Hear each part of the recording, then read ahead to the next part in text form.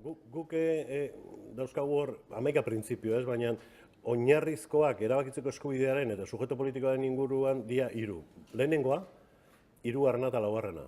Lehenengoak oinarri demokratikoa aipatzen du eta lege oinarria ere bai, ez? Da esaten dugu, libre eta demokratikoki legebiltzar batek edo herri batek o herritarrek erabakitze baldin badute, erabakitako horrek bidea aurkitu behar dula legedian. Eta hori dela funtsea oinarri demokratikoaren ardatz nagusia hori da.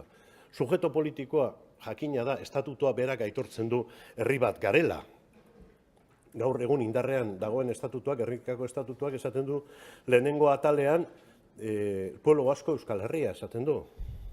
Orduan herri bat gara eta hor gehigarri bat ere badago, xedapen gehigarri bat, nun esaten den egun indarrean dagoen autonomia onartzeak ez du esan nahi, herri honek uko egiten dionik bere etorkizuna erabakitzeko duen eskubideari.